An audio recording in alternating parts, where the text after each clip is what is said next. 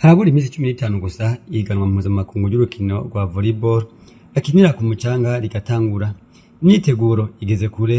kandi iri kwigenda neza nkuko bishikirizwa na Jean Christophe Irambona ajaje kumenyesha makuru mu ishirahamwe ry'urukino rwa volleyball mu Burundi. Ivyiza vy'u Burundi hariho rero n'intunganyo nziza ry'ihiganwa ari navyo vyatumye baca batwongera iri higanwa kugira kandi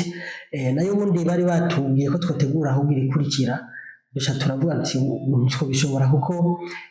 iri nye twe dutegura ni ry'urwego rwa kane ari ry'urwego rwa gatatu bitandukanira hehe bitandukanira ku bushimwe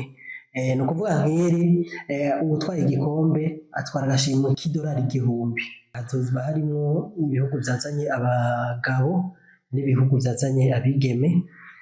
aho nkumbuza gusanga hariho ibihugu biza kuzana iyo migwi ibiri cyarimwe. Imyiteguro iraremvye murabona cyari kigoye hanini ko ari kuronka ibibuga musanze muzi ko ikiyaga ca Tanganyika inkengera z'ikiyaga ca Tanganyika ahatari hake haratwawe ubu rero kubijanye n'ibibuga nababwira ko kuri Eden Garden Resort Beach niho inkino zizobera ibibuga byarategekanijwe bimeze neza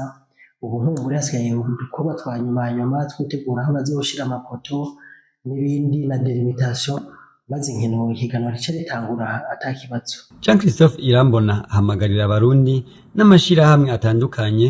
kuzoza gushigikira haba mu buryo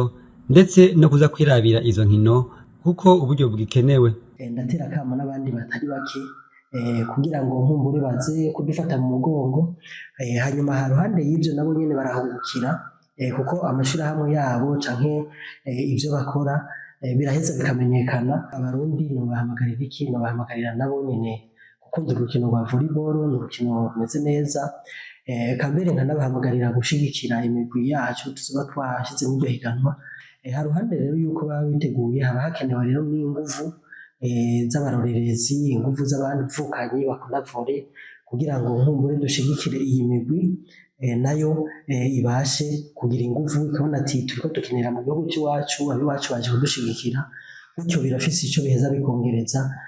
ku nguvu abakinyi basanzwe bariko barakoresha. Izo nkino zizotangura kuwa 11 Nyakanga zihere kuwa 14 zikazitabirwa n'ibihugu bigera kuri 17 bivuye mu mingi itandukanye igize isi.